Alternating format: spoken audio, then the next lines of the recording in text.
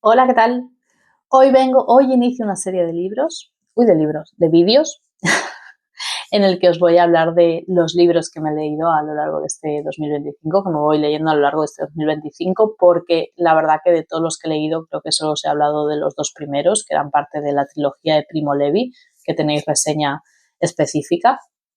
Y bueno, quiero eh, darle periodicidad a las publicaciones de los vídeos, sino publicar cada más tiempo y tener una continuidad, ¿no? Entonces he pensado que como tengo ya pues esa treintena de libros leídos que puedo comentar, pues voy a hacer esos wrap-up en capítulos de 4 o 5 títulos y los voy a ir subiendo con cierta periodicidad para darle un poquito de contenido al canal y un poco de continuidad y poder comentarlos al final, porque mi idea con este canal es simplemente comentar mis lecturas y bueno, si alguien me contesta, podemos tener una conversación al respecto, es lo que más feliz me hace en el mundo.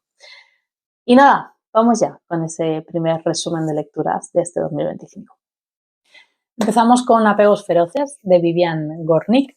Yo lo leí en una edición de Sexto Piso, traducida por Daniel Ramos Sánchez, editada en 2023. Es un libro muy corto, no llega a 200 páginas, 193, tengo aquí apuntado. Y básicamente son las memorias de la autora que nos las va narrando desde va intercalando dos momentos temporales, ¿no? Que es el presente, en el que ahora su madre ya es mayor y ella pasea con ella por las calles de Nueva York de vez en cuando, y nos va relatando a su vez episodios de su infancia, su adolescencia, su juventud, su madurez, en fin, toda su vida, ¿no? El hilo conductor es esa relación complicada que tiene con su madre y cómo la ha marcado en todos los momentos de su vida, incluso en sus propias relaciones afectuosas, afectivas, amorosas, como lo queráis llamar.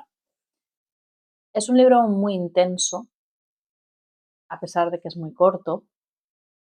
No es nada difícil de leer, pero sí que tiene ese punto de tratar temas que nos atraviesan a todas. Es un libro muy de mujeres, además de la relación con su madre.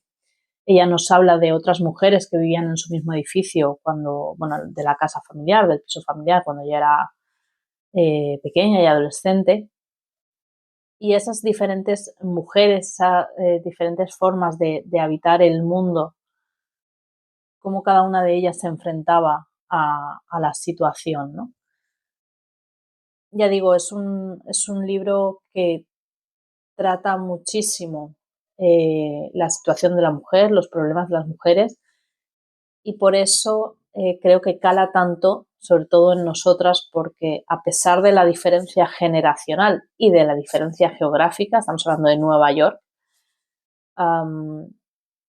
te atraviesa con según qué temas, ¿no? Yo le he dado 4 estrellas en Goodreads, pero bueno, ya sabéis que Goodreads solo te deja poner 1, 2, 3, 4 o 5. Yo hay algunos que les pondría 0 y a otros que les pondría pues esas medias, ¿no? Pero bueno, 4, 4 y medio. Es un libro muy recomendable, ya digo, se lee muy rápido, muy intenso y muy para reflexionar sobre las relaciones personales, familiares y amorosas. El siguiente libro que leí es La llamada, de la autora argentina Leila Guerriero. Ella es periodista. Yo la conocí por su recopilación de columnas que escribía, si no recuerdo mal, en El País, y que recopiló en una obra que se llama Teoría de la Gravedad, editada por Libros del Asteroide, y a ella me fascinó como desde la cotidianidad, ¿no?, te podía llevar a reflexiones tan, tan profundas y tan actuales. La llamada es una biografía que ella escribe, es un libro de 430 páginas. Voy a dar ya los datos que luego si no se me olvida.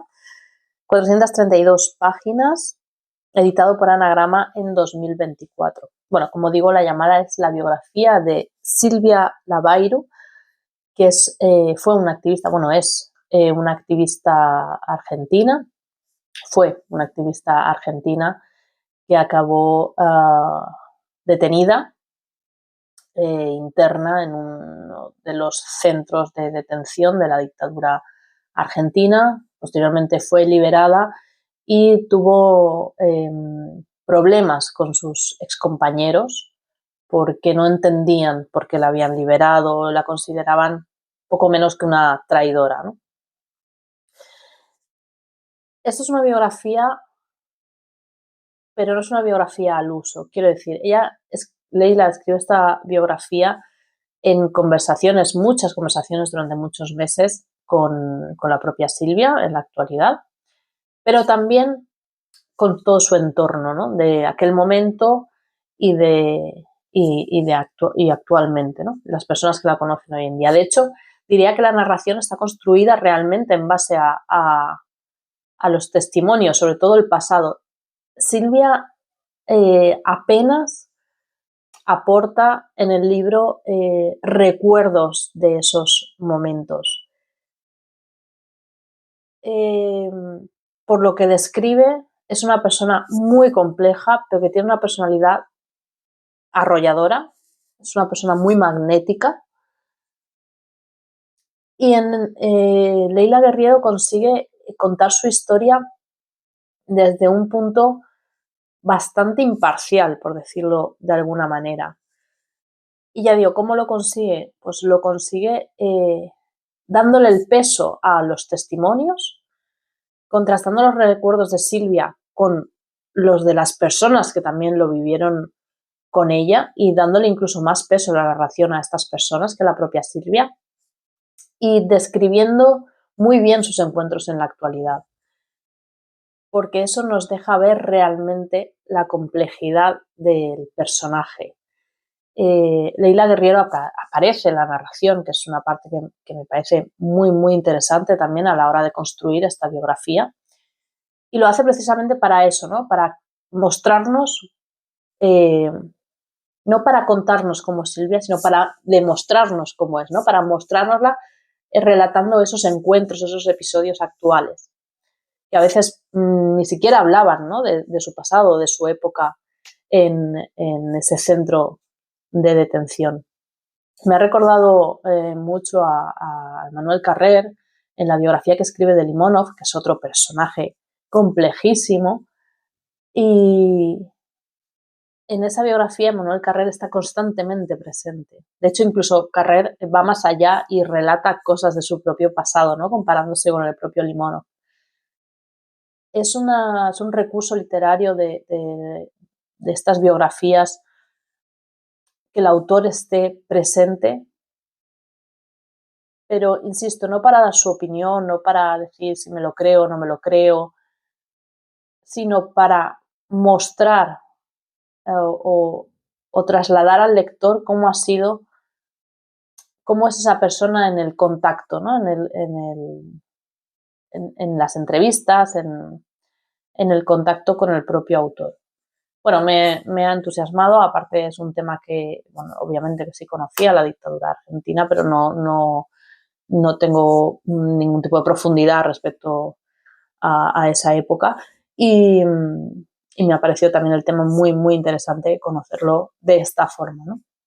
Yo le he dado 5 estrellas, es uno de los libros de 2025 y de los últimos años seguro, súper, súper recomendable. El siguiente libro que leí, la verdad es que tuve un inicio de año con muy buenas lecturas, es Si una noche de invierno un viajero, de Italo Calvino. Este es un libro que había oído muchísimas veces nombrar en programas, podcast de literatura, por booktubers y bookstagramers, sobre todo a Maggie de Bitácora de Libros, que os pondré el canal por aquí, que hizo el año pasado o en 2023, no recuerdo, el año Italo Calvino, y estuvo hablando bastante de este autor. Yo no lo había leído nunca, pero bueno, encontré el libro en digital y dije, pues es el momento, ¿no? No lo voy a aplazar más. Yo lo leí en una edición traducida por Esther Benítez de la editorial Siruela. Y quiero realmente, os voy a leer lo que escribí en el Reading Journal porque creo que refleja bastante bien lo que lo que quiero decir respecto a este libro, y me parece que no lo voy a decir mejor que como lo escribí. Lo que escribí lo escribí nada más leerlo, y por eso quiero recuperarlo, porque hace ya meses y creo que tiene esa fuerza de en el momento en el que estás henchido después de una lectura que te ha encantado, ¿no? Si una noche de invierno un viajero es un homenaje a los lectores. Una novela irónica y brillante donde no deja títere con cabeza, lectores, editores, traductores, autores. Habla de censura, de política, de amor, de obsesión. Presenta 10 inicios de novela totalmente diferentes y además una historia que conecta todo el libro, y todo en menos de 300 páginas. Es un experimento encantador y maravilloso que funciona perfectamente. Es una obra que desafía las normas y sale triunfante. Italo Calvino es un genio. Es mi primera lectura de este autor, pero no será la última. Me apunté yo misma por si acaso.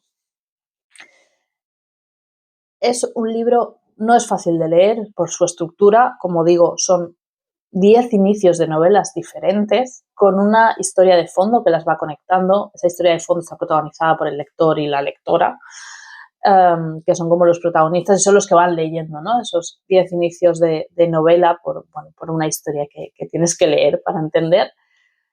Y al principio no es fácil engancharte porque estás en una historia y en el siguiente capítulo te salta otra. Pero cuando te metes dentro, te lo bebes. No es tan difícil en el estilo, tampoco es un estilo sencillo, pero no es especialmente complejo, pero sí en la estructura. Y hay que tener un poco de, ¿cómo decir?, de constancia, ¿no?, de fuerza de voluntad para seguir avanzando y no dejarlo a la primera de cambio.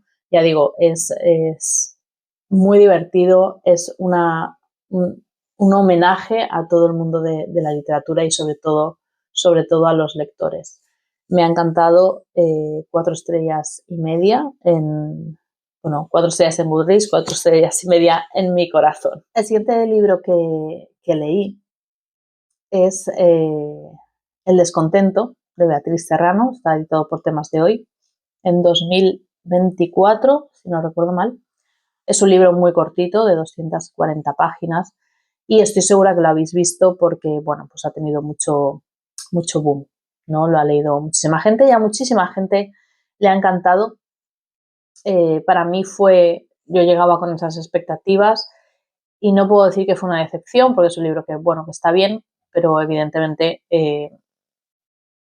para mí no es todo lo que la maravilla que había percibido, ¿no?, en redes sociales respecto a este libro.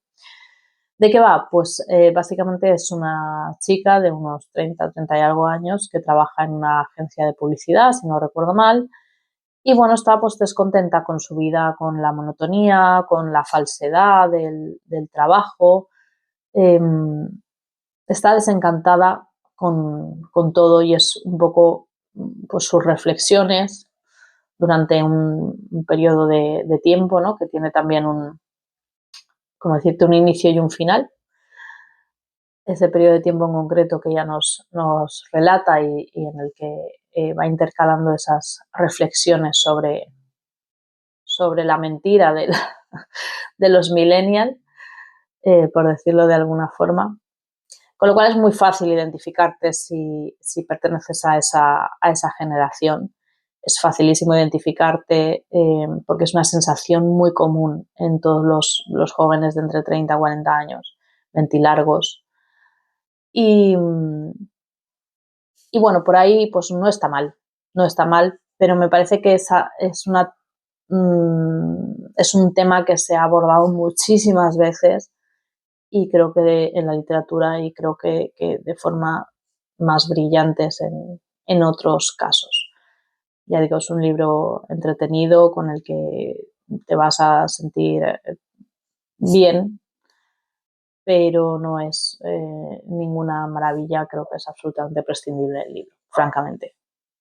Le he dado 3 estrellas porque no es algo que te altere ni te reviente leerlo, pero se puede pasar sin él tranquilamente. Bueno, y hasta aquí este primer vídeo de wrap-up de libros de 2025 con estas 4 lecturas que os he comentado. Próximamente llegarán pues, más vídeos de wrap-up para seguir hablando de los libros que voy leyendo, que he ido leyendo este año y que hasta septiembre pues no os he hablado de ninguno. Nos vemos en el siguiente vídeo. Gracias por ver hasta aquí. Os quiero.